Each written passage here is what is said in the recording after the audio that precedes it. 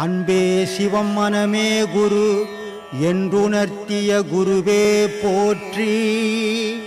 மூலப்பதியடியோ மூவிரண்டு வீடதிலே கோலப்பதியடியோ குதர்க்கம் தெருநடுவே சால பதிதனிலே தனலாய் வளர்ந்த கம்பம் மேலை பதிதனிலே என் கண்ணம்மா விளையாட்டை பாரேனேன்றார். இப்போ அகஸ்தியர் சொன்னார்ல, அதே தான் இதுவும் வித்தியாசமா இவருடைய பாணியில் இவர் சொல்றாரு. மூலப்பதின்னா ரெண்டு பதி இருக்குது ஒரு மனுஷனுக்கு. ஒரு பதி இது, ஒரு பதி மூலாதாரம். இது மூலப்பதி. மூலப்பதியில் என்ன ஆகுதுன்னா நெருப்பு மாதிரி எரிஞ்சின்னு தான் விந்து. அந்த விந்து ஆகப்பட்டது நெருப்பு மாதிரி எரியலன்னு சொன்னால் மனிதன் மரணத்துக்கு போயிடுவான். இப்போ டாக்டர்கிட்ட போனீங்கன்னா 3 நாடி பிடிச்சி பார்ப்பார் கையில். இப்போ பெருவாரி கரெக்டாக நாடி பார்க்குற டாக்டர் இல்லை. போன உடனே உன்னையே கேட்டு அவரே மாத்திரை எழுதுறாரு. முன்ன வந்து இந்த 3 நாடி வைத்தியனாக இருந்தாலும் டாக்டராக இருந்தாலும் பார்ப்பாங்க. அந்த 3 நாடி என்ன நாடி?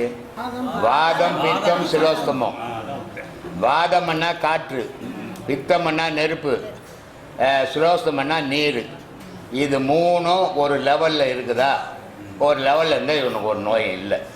இதில் பித்தம் வாதம் கம்மியாகி போய் சிரோஸ்தமம் ஜாஸ்தி ஆகி போயிருந்தால் இவனுக்கு கோல்ட் ஆகி போச்சு. பிரச்சனை வாழ்நாளே பிரச்சனை சாமி. வாழ்க்கையே ஒரு பிரச்சனை. பொண்டாட்டிக்கிட்ட பிரச்சனை, கடங்காரங்கிட்ட பிரச்சனை, வேலை மேலே பிரச்சனை, பிள்ளைங்க கிட்ட பிரச்சனை, பொண்ணுக்கிட்ட பிரச்சனை, மருமகிட்ட பிரச்சனை. வாழ்க்கையே பிரச்சனையில தானே வாழ்ந்துன்னுக்குறோம். ஆனால் வெளியே வரும்போது அப்படியே மேய்சகிஸ்லாம் முறிக்கணும், என்ன மாதிரி எந்த கிளியராகிறான் அப்படின்னு வெளியே வரோம் சும்மா ஒப்புக்கு. உள்ளே பார்த்தா ஃபுல்லாக அமாவாசை போன தேன்கூடு மாதிரி இருக்கிறோம். அதனால தான் வெளியே வர பயப்படுறோம். அதான் கண்ணாடி. அப்போது அந்த மாதிரி இவர் சொல்கிறார், அந்த மூலன்றது அவ்வளோ நெருப்பான். மூல பதியடியோ மூவிரண்டு வீடதில்லை. மூவிரண்டு வீடு மூலாதாரம், சுதிஷ்டானம், மணிப்பூரகம், அநாகதம், விசுத்தி. எத்தனையாச்சு? 6. 3 2 எத்தனையாச்சு? 6. அதான் சொல்கிறார். 6 வீடு இருக்கிறாருல அந்த முதுகு எலும்பில் அப்படின்னு சொல்கிறாரு.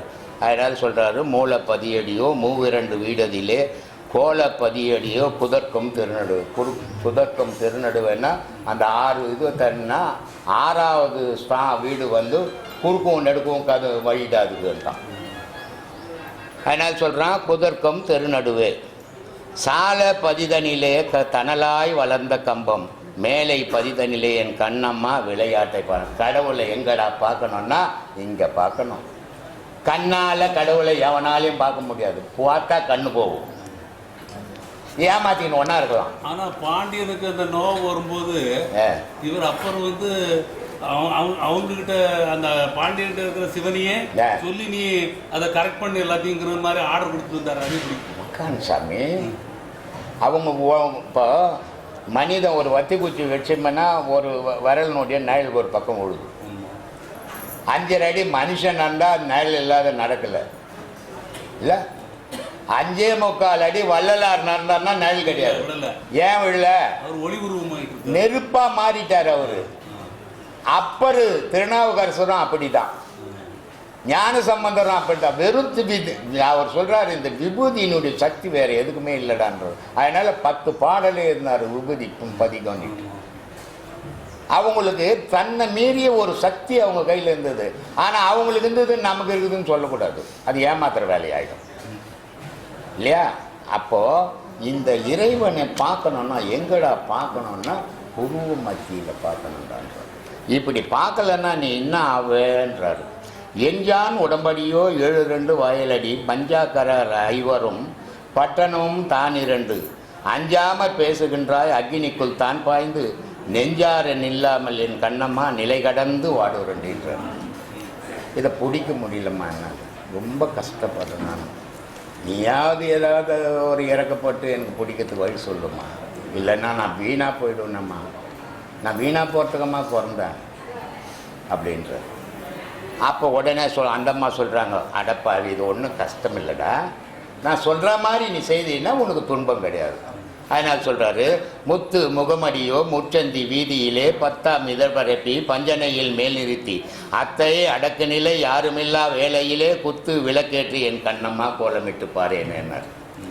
சாமி கும்பிட்றது எப்படா கொண்டு அந்த மாதிரி கூட்டம் கூட்டிங்க சாமி கும்பிட முடியாதா? சாமியே தெரியாது, கும்மாலமாக தான் இருக்கும் உண்டு. அப்போ எப்படிம்மா சாமி கும்பிட? தனி ரூமுக்கு போயிடுறா, உன் மூச்சை அடக்கு, அத்தை அடக்கு, அத்தைன்னா மூச்சை அடக்கு. அதை அடக்கிட்டு பாடுற அந்த புரு மையத்தில் அம்பாள் வந்து நடனம் ஆடுவாடான்றான். அப்போது தெய்வத்தை எப்படி வழிபடணும்னு நமக்கு சொல்லி கொடுத்துக்கிறாங்க. ஆனால் நம்ம பகுத்து தெய்வ வழிபாடு நடத்துகிறோமே தவிர உண்மையான தெய்வ வழிபாட்டில் போகிறதில்லை. ஏன்னா உண்மையான தெய்வ வழிபாடு கடினமான கஷ்டம், பகுத்து தெய்வ வழிபாடு சுகம், சந்தோஷம், கூட்டு பிரார்த்தனை அது. ஆனால் தெய்வ வழிபாடு இல்லை, அது மத வழிபாடாக மாறிடும். நீங்கள் பிடிக்கணுன்றீங்க, அது நிலையா நிற்க மாட்டேன், நிற்காது. அவ்வளோ சீக்கிரம் நின்று போச்சுன்னா உலகத்தில் இருக்கிறவங்களாம் பிடிச்சிடுவாங்க. சிரமப்படணும், அழுவணும், கத்தணும், கதறணும். அதுக்கிட்ட நான் யாரு, நான் எதுக்காக பிறந்தேன், ஏன் பொறுக்கணும்? நான் சரி பிறந்துட்டேன், சாதனமா நான் எப்படி நான் இதெல்லாம் விட்டுட்டு சாவேன்? அப்போ நான் யார் தான், எதுக்காக தான் வந்தேன், எனக்கு பதில் தெரியணும். அதுதான் இந்த பாடம். சிவம் மனமே குரு. ஓம் ஆதிக்கு முதலான கணபதியை போற்றி, ஓம் ஆதிசக்தி வல்லமையை போற்றி, ஓம் அயமாளீசன் அருளை போற்றி, ஓம் சத்குரு குரு பிரம்மஸ்ரீ நித்யானந்த குருவே திருவடிகள் போற்றி போற்றி போற்றி. சாமி ஆத்மானக்கு சாமி. குரு பூஜையை பற்றியெல்லாம் எல்லாரும் எனக்கு சொல்ல வந்ததெல்லாம் முன்னாடியே சொல்லிட்டாங்க. அதில் உள்ள சர்ப்ரைஸ் எல்லாம் சொல்லிட்டாங்க. நம்ம அங்கே 3ஆம் ஆண்டு குரு பூஜையை நடத்த போகிறதோன்னு சொல்லியிருந்தோம். அது எப்படி நடத்தி முடிக்க போகிறோங்கிறதெல்லாம் அந்த விளக்கங்கள்லாம் யாருமே வந்தவங்களுக்கெல்லாம் அவ்வளவு அறியல. குரு பூஜை நடக்க போதே வருவாங்க, ஐயாவோட திருவுருவ படத்தை பார்த்து எல்லாரும் பூக்களை போட்டு வாழ்த்திட்டு எல்லாரும் அருளாசி வாங்கிட்டு போயிடுவாங்கன்னு நினச்சேன். ஆனால் அதுக்கு நேரு எதிர்மாதிராக சர்ப்ரைஸ் நாளே வந்ததுனால கலந்துக்கிட்டு இருக்கும்போது பார்த்தேன், கொடியேற்றுவ நிகழ்ச்சியை நடக்குமா அப்படின்னு நினச்சிக்கிட்டு இருந்தேன். வாசலில் நடத்தி காட்டுறீங்க, யாகம் வளர்த்து ஐயரை வச்சு சிறப்பாக செஞ்சீங்க. அது முதல் சர்ப்ரைஸ். சரி, அது முடிஞ்சிடுச்சு. அடுத்தது விடிய காலையில் ஐயாவோட திருவுருவ சிலையை அப்படியே தங்க சிலையாக கொண்டுட்டு வச்சு ஐயாவே இவங்க கூட நேராக வந்து இங்கே உட்காந்துருந்து நம்மளை தேடி ஐயா வந்த மாதிரி அந்த 3ஆம் ஆண்டு குரு பூஜையில் அது ஒரு சிறப்பு பண்ணினீங்க. சரி, இதெல்லாம் விட பல்லக்கு அங்கே ராமானுஜரும் நம்ம ஐயாவும் சேர்ந்து 2 மகான்கள், ஒரு மகான்கள் ஆசீர்வாதம் நமக்கு இப்படி இருக்கும். 2 மகான்களுடைய ஆசீர்வாதம் எப்படி இருக்கும்? அப்போ 2 மகான்களோட ஆசீர்வாதம் அது ஒரு பெரும் மகிழ்ச்சியாக இருந்துச்சு. அதெல்லாம் விட இங்கே உள்ள அங்கே பணிவிடைகள்லாம் பார்த்தோம், அந்த உணவு பணிவிடைகள்லாம் பார்த்தோம், இனிப்பு அதிலெல்லாம் கூடுதலான அவ்வளவு அன்போடு பரிமாறினாங்க. இதையெல்லாம் தாண்டி உங்களுடைய ஐயா குடும்பத்தில் உள்ளவங்க எல்லாரும் எங்களுக்கு அவ்வளவு அன்பாக எங்கள்கிட்ட இங்கே கொஞ்சம் கூட காலையிலேருந்து மாலை வரலையும் இவ்வளோ பேருக்கும் எல்லாருக்கும் வர்றவங்களுக்கெல்லாம் அனுசரித்து இவ்வளோ அன்பாக பேசி இவ்வளவு குடும்பத்துக்கு எங்களுக்காக ஐயா குடும்பம் நீங்கள் எங்களுக்கு தியாகம் பண்ணி இருக்கிறீங்களேயா, எங்களுக்காகவே நீங்கள் வந்திருக்கிறீங்களே, எப்படியா எங்களுக்காகவே நீங்கள் மட்டும் இந்த குடும்பம் இல்லைன்னு வச்சுங்க, நாங்கள் பாடம் வாங்கி அங்கே போலிவாக்கத்தோடு அப்படியே ஊட்ட பார்க்க சுடுகாட்டுக்கு போயிட வேண்டியதானா? இல்லை எங்கேயா போய் சேர்த்துருப்போம்? எப்படியா எங்களுக்கு வழிகாட்டுறதுக்குன்னு ஐயா முன்னாடியே திட்டமிட்டுட்டாரா? இந்த குடும்பம் எனக்கு அப்புறமும் இந்த குடும்பம் தியாகம் பண்ணியே இந்த உலக மக்களுக்காக வாழணும்னு ரெடி பண்ணி இருக்கிறாரா? அதை கொஞ்சம் சொல்லுங்க, அப்புறம் நான் தொடர்றேன். ஐயாவுடைய புகழை பாடுறதை தவிர நமக்கு வேற வேலை இல்லை சாமி. சரிங்க சாமி. அதுவும் பல்லக்கு ஊர்வலத்தை பற்றி சொன்னீங்க. காலையில் 6 மணிக்கெல்லாம் போயிட்டோம். நல்லா சில்லு இருந்தது. நல்லா குளுமையாக போயிட்டு ரொம்ப சந்தோஷமாக வந்தாங்க எல்லாரும். மத்தியானம் உச்சி வெயில், ஆமாம் ஆமாம், பல்லக்க நெருப்பு மிதிச்சுக்கினே போய் நெருப்பு மிதிச்சுனே வந்தால் எப்படி இருக்குமோ அந்த மாதிரி இருந்தது. ஆனால் இதில் யாருமே ஓடக்கூட இல்லை. அதுவும் சின்ன குழந்தைங்களாம் செப்பல் போடாமல் வந்ததுங்க. பெரியவங்க தான் தாக்கு பிடிச்சிட்டாங்கன்னா குழந்தைங்கள்லாம் நான் செப்பல்லாம் போடல அப்படின்னு செருப்பே போடாமல் இந்த பல்லக்கு ஊர்வலத்தில் ரொம்ப சிறப்பாக வந்து போனாங்க சார். இதை விட வேற என்ன கொடுப்பணும் நமக்கு? அதில் தான் சாமி எனக்கு ஒரு ஆச்சரியம் என்ன நடந்ததுன்னா, நம்மெல்லாம் சீடர்கள் பக்தர்கள் உலகத்தில் எல்லாரும் பொதுமக்கள் எல்லாம் வந்து கலந்துக்கிட்டாங்க. இதில் என்னன்னா பல்லக்கு தூக்கிட்டு வரும்போது அங்கே வந்து உலகத்தில் ஐயாவை ஏதோ ஒரு யூடியூப்பில் பார்த்துருப்பாங்க, இல்லை ஒரு போட்டோவில் பார்த்துருப்பாங்க. அவங்க பல்லக்கு தூக்கிட்டு வர்றது எதுக்கு பார்த்துட்டு காலனியில் கைட்டி விட்டு அப்படியே நின்று கும்பிட்டாங்க பாருங்க சாமி. அது பார்த்துங்க ஐயா பால அவங்களுக்கு இருக்கிற எவ்வளோ அந்த ஒரு பக்தி எவ்வளோ இருக்குது பாருங்க. அது வந்து சிறப்பானது சாமி. அது ஏன்னா எல்லாரும் ஏதோ போகும்போது எல்லாரும் காலனிகளை வந்து கைட்டி விடணுங்கிறதுக்கு வேணா அர்த்தங்கள் அவசியமே இல்லை. ஆனால் அந்த பக்தி உணர்வு ஐயா பார்த்த உடனே பார்த்துருது பாருங்க. அது இந்த முகத்தில் இருக்கிற இந்த ஈர்ப்பு, அந்த முகத்தில் இருக்கிற இந்த ஈர்ப்பு, இந்த காந்த சக்தி இந்த உலக மக்களை எங்க இருந்தாலும் தேடி நான் உங்க கூட தான் இருப்பேன்னு எங்களுக்கெல்லாம் கூட இருக்கிறாரு. அதுக்கு ஈடு இணையற்ற அந்த தியாகத்தை நம்ம எங்க போய் நம்ம எந்த வரலாற்றில் எழுதுறது? இதுக்கு தான் நான் சொல்ல வந்தேன். அந்த பதிவு கூட இடையில போட்டிருந்தேன். எல்லாரும் சமுதாய தொண்டு பண்றாங்க. அதுல துரோணர் விருது கொடுக்குறாங்க, பீஷ்மர் விருது கொடுக்குறாங்க, அர்ஜுனா விருது கொடுக்குறாங்க. இந்த உலகத்துக்கே மாற்ற வந்த ஐயா குரு பகவானா இருந்து நம்மளெல்லாம் வழிகாட்டி வாழ வகுத்து கொடுத்த நம்மளுடைய சர்க்குரு பிரம்மஸ்ரீ நித்யானந்த ஐயாவுக்கு என்ன விருது யாரால் கொடுக்க முடியும்? இந்த ஈடு இணையற்ற இந்த தியாகத்துக்கு என்ன தொண்டு செய்ய முடியும்? ஐயா கொடுத்த கலையை மட்டுமே நம்ம அழியாத பாதுகாத்து அடுத்த தலைமுறைக்கு நாம் எடுத்து செல்ல வேண்டும். அது மட்டுமே நம்மளுடைய தலையாய கடையாக இருக்க வேண்டும். அதனால ஐயாவை புகழ நம்ம கொண்டுட்டு போய் சேர்க்கணும். சில பேர் சொல்றாங்க ஐயா புகழ அடைஞ்சிட்டாரு, ஐயா உலகத்துல தெரியாததே கிடையாதுன்னு. 10 கோடி மக்கள்ல 1 கோடி பேருக்கு தெரிஞ்சிருக்கலாம், 1.5 கோடி பேருக்கு தெரிஞ்சிருக்கலாம். ஆனா ஐயா வாழ்ந்து முடிச்சுட்டு அந்த வாழ்ந்த காலத்திலேயே எல்லாருக்கும் சில கலைகளை கத்துக் கொடுத்துட்டு போயிட்டாரு. ஆனா மீதி இருக்கிற 8 கோடி மக்களும் இதை அறிந்து கொள்ள வேண்டும். அறிந்து கொள்வதற்கு ஐயா காட்டிய ஐயா எங்களுக்கு வழிகாட்டியாக, எங்களுக்கு சூரியன் ஐயா என்றால் சந்திரனாக எங்களுக்கு நீங்கெல்லாம் எங்களுக்கு இந்த உலகத்துல எங்களுக்கு இந்த அளவுக்கு வழிகாட்டிட்டு இருக்கீங்க. இதுக்கு ஈடு இணையே கிடையாது. இதை நான் புகழ்ச்சிக்காகவோ நீங்க பெருமை அடையணுங்கிறதுக்காகவோ சொல்லல. ஏன்னா இந்த கலையை செய்யக்கூடிய இந்த ஆற்றலை அடுத்த தலைமுறைக்கு கொண்டுட்டு போறதுக்கு நல்ல குரு யாரு இருக்கிறா, நல்ல சர்க்குரு யாரு இருக்கிறா? சர்க்குருன்னு ஒருத்தவங்க சொல்றாங்க, இப்பெல்லாம் யாரோ பேர் போட்டுக்கிறாங்க. சர்க்குருங்கிற தகுதியே ஐயாவே தனக்கு தானே சர்க்குருவே இல்லை. அப்ப தன்னை அறிய தனக்கு ஒரு கேடு இல்லை, தன்னை அறியாமல் தானே கெடுகின்றான், தன்னை அறியும் அறிவை ஆராய்ந்த பின் தன்னையே தானே அர்ச்சிக்கத்தானே இருந்தேனே. அப்ப தன்னையே அர்ச்சிக்கிட்ட ஒரு சர்க்குரு யாருன்னு என்றால் நம் குரு பிரம்மஸ்ரீ நித்யானந்த சுவாமிகளை தவிர வேற யாருமே கிடையாது. அதுக்கு ஈடு இணையே கிடையாது. அப்படியாப்பட்ட குரு நமக்கெல்லாம் கிடைத்திருக்கிறாரு. அதை தொடர்ந்து என்னுடைய கேள்விகளை முன்வைக்கிறேன். எண்ணி துணிக கருமம், எண்ணி துணிந்த பின் எண்ணுவம் என்பது இழுக்கு அப்படின்னு வள்ளுவர் பெருமான் சொல்லியிருக்காங்க. என்ன அந்த கருமத்தை நம்ம எண்ணி துணி கருமத்தை செய்யறதுக்கு எண்ணி துணியணுமா, இல்ல துணிஞ்ச பின்ன அந்த கருமத்தை எண்ணுவம் என்பது இழுக்கா? இதுக்கு ஒரு சின்ன விளக்கம். அது கர்மம்னா கர்மம் இல்லை சார், கடமை. கடமை கடமை இதுதான் கடமை. தெரிஞ்சதுக்கு அப்புறம் இதை நான் செய்ய போறேன்னு முடிவு பண்ணதுக்கு அப்புறம், முடிவு பண்ணதுலேருந்து நம்ம எந்த தலையே போனாலும் அதுல இருந்து பின்வாங்கவே கூடாதுன்றது தான். ஒன்றும் முடிவு பண்ணாத, இறங்காத. இதெல்லாம் பண்ண போறோன்னு இறங்கவே இறங்காத, ஒதுங்கி ஓரமா போயிடு. எவ்வளோ கோடி பேர் போறாங்க, அந்த கோடியில நீ ஒருத்தனா இருந்து போ. இருந்துட்டா எந்த பிரச்சனையும். ஆனால் வந்துட்ட என் குருநாதர் பெருமையை சொல்றது தான் என்னோட வேலை. அவர் கற்றுக் கொடுத்த அந்த கலையை எந்த களங்கமும் இல்லாம அடுத்த தலைமுறைக்கு கொண்டு போய் சேர்க்கறது தான் என்னோட கடமை அப்படின்னு ஒருத்தர் நம்ம நினைக்கிறோம்னு சொன்னால் அதுக்கு சாதாரணமா நடந்துருமா? எவ்வளவு பெரிய வேலை வேணா கொடுக்க முடியும் இல்லையா? கொடுத்து இருக்கிறோம், கண்ணுக்கு தெரிஞ்சு பெரிய வேலையெல்லாம் கொடுத்துருக்குறோம். ஆனால் எந்த வேலை கொடுத்தாலும் அந்த எண்ணிய கர்மத்திலிருந்து நாம பின்வாங்கவே இல்லை. அதுலதான் எனக்கு நான் அதை உணர்ந்த சாமி. அது எப்படி உணர்ந்தேன்னா, நீங்க ஆசிரமத்தில் இருந்துகிட்டு சொல்றீங்களாப்பா பல்லக்கு வேணாங்கிறீங்களாப்பா, வேணாம்ப்பா கொடிமரம் வேணாங்கிறீங்களப்பா, அப்பா இதெல்லாம் வேணாங்கிறீங்களப்பா. சரி, நம்ம பழைய பக்திப்படி ஐயா ஆன்மீகத்தில் இதெல்லாம் சொல்லி கொடுத்தது எல்லாத்தையும் நிராகரிச்சுட்டு ஐயா யோகத்தை மட்டும் தான் கற்றுக்க சொல்லியிருக்காரு, இந்த பக்தி இல்லை அப்படின்னு சொல்லியிருந்தா ஐயா ஏன் அங்கே சண்முகநாத திருக்கோயிலை கட்டியிருக்கணும்? ஐயா ஏன் பக்தியில் வர்றவங்களுக்குலாம் அங்கே ஏன் பக்தியை முதல்ல வணங்கு அதுக்கப்புறம் ஞானத்தை தேடுன்னு ஏன் சொல்லணும்? அப்ப நெஞ்சாய் காண கல்லது நெகிழ்ந்தூருக்கு தஞ்சாக்கத்தூர் சண்முகோட கேளு செஞ்சியல் புடைமாலை சிறந்திரவே பஞ்சாக்கரத்தூர் ஆணை பாடும் பணி சேவல் என பாடும் பணியை பணி அருள்வாய். அப்ப எங்க போய் பணியணும்? முதல்ல சண்முகநாதனை பணியணும். சண்முகநாதனை பணிய வச்ச குருவு அடுத்தது யோகத்துல நம்மளை கொண்டுட்டு போய் ஆன்மீகத்துல வழிகாட்டுறாரு.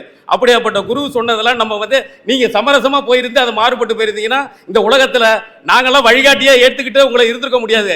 நாங்கெல்லாம் எதுக்கு உங்களெல்லாம் வழிகாட்டியா? நாங்கெல்லாம் இத்தனை பேரும் இங்க ஆசிரமம் கட்டுறதுக்கு நீங்க எண்ணி துணிக கர்மம் இந்த வேணாண்டா, இந்த கர்மமே வேண்டாண்டா, இந்த கர்மத்தை தூக்கி எறிஞ்சு விட்டு எண்ணுவோம் இழுக்கு அப்படின்னு சொல்லிட்டு அடுத்த நடவடிக்கை எடுக்கிறதுக்கு நீங்க முயற்சி எடுத்தீங்க பாருங்க. இது எங்களுக்கு நல்லாவே நான் உணர்ந்திருக்கிற சாமி. அதை இது சிறப்பான எங்களுக்கு ஏன்னா ஒரு இடத்துல இருந்து இந்த விஷயத்தை நம்மளால காப்பாற்ற முடியலன்னா அந்த இடத்த விட்டு வெளியே வரதான் நமக்கு நல்லது. ஏன்னா யாரையும் மாற்ற முடியாதுன்ற ஒரு சூழ்நிலை வரும்போது அதுக்காக போராடுறது தவறா போயிடும். ஏன்னா இப்போ நம்ம என்ன பண்றோம், யோகத்தை பத்தி பேசுறோம், ஞானத்தை பத்தி பேசுறோம். ஆனா இப்போ போய் நம்ம சண்டை போட்டுருந்தா என்ன ஆயிருக்கும்? அட போய் அவங்க பேசுறது ஒன்று, செய்யறது ஒன்று. இங்கே மேடையில் உட்காந்து ஞானத்தை பற்றி பேசுகிறாங்க, அங்கே போய் சொத்துக்கு சண்டை போட்டுக்கிறாங்க. இப்போ இது யாருக்கு களங்கம்? 60 வருஷம் அவர் வாழ்ந்த அந்த தவ வாழ்க்கையை நாம் சொத்து கேட்டுன்னு போனோம்னா நம்மளே அதை களங்கப்படுத்திட்ட மாதிரி ஆகிடும். ஆனால் இப்போ நம்ம தூக்கி போட்டோம், எப்பா சரி உங்கள் வழியில் நீங்கள் போங்க, எங்கள் வழியில் நாங்கள் போகிறோம் அப்படின்னு வந்துட்டோம். இப்போ அதுக்கு களங்கமாக புகழாது. இப்போ அது அவருக்கு புகழ். ஏன்னா அவர் என்ன சொன்னார், இந்த ஞானத்துக்காக, இந்த பாதைக்காக ஒரு மனுஷன் எதையும் இழக்க தயாராக இருந்தானா அவனை தேடி ஞானம் தானாக வந்துடும். அப்போ நாம் ஞானத்தை நோக்கி தான் போகிறோன்னா நமக்கு எதுவுமே துச்சம் கிடையாது. எல்லாத்தையும் தூக்கி போகிற தைரியம் தானாகவே வந்துடும். அதை அவர் கொடுத்துருவார். அது ஒன்று தான் அதுக்கு கலைய வழியை தவிர மற்றபடி எல்லாமே மனுஷனால் கட்டினது தான். எதுவுமே இங்கே நிலைக்குமா? நிலைக்காது. எல்லாம் மண், செங்கல், சிமெண்ட் இதில் கட்டினது தான். எவ்வளோ நாளைக்கு நிலைக்கும்? அவ்வளோதான். அதுக்கப்புறம் முடிஞ்சு போடும். ஆனால் நம்ம குருநாதர் இன்னும் 1000 வருஷம் பார்த்தாலும் அவர் பேரை சொல்லுவாங்க. அப்போ எல்லா காலத்திலும் இருக்கக்கூடிய ஒருத்தர் நமக்கு வேணுமா? வெறும் 30-40 வருஷம் வாழக்கூடிய அந்த சொத்து சுகம் வேணுமா அப்படின்னா எல்லாத்தையும் தாண்டின தெய்வம் தான் நமக்கு வேணுமே தவிர மற்ற எதுவுமே நமக்கு முக்கியம் கிடையாது. ஏன்னா இவரோட கலையை மட்டும்தான் நம்மளை கரை சேர்க்க போதே தவிர மற்றபடி எந்த அரண்மனையும் நம்மளை காப்பாற்ற போகிறதும் கிடையாது. இந்த உண்மையை புரிஞ்சது நம்ம மட்டும் இல்லை, இவ்வளோ பேரும் புரிஞ்சிருக்கிறாங்க. அதுதான் இப்போ பெரிய விஷயம். அதுதான் நமக்கு வர்றது பெரிய விஷயமே இல்லை. அவர் கூடவே இருந்தோம். அவரோட ரத்தம், அவரோட புத்தியெல்லாம் இங்கே பதிவாயிருக்குது. ஒவ்வொரு நாளும் அவரை பார்த்து பார்த்து வாழ்ந்துருக்குறோம். அது ஒரு பெரிய விஷயம் இல்லாமல் கூட போயிருக்கோம். ஆனால் இவ்வளோ பேர் யார்? எதை உணராமல் போயிருந்தா இவ்வளோ பேர் வந்து நிற்பாங்க இங்கே.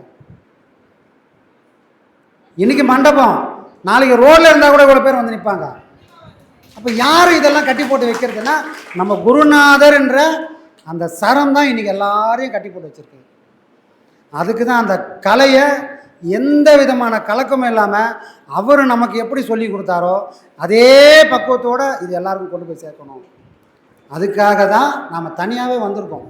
இது தனியாக வந்தால் மட்டும்தான் இது நடக்கும்.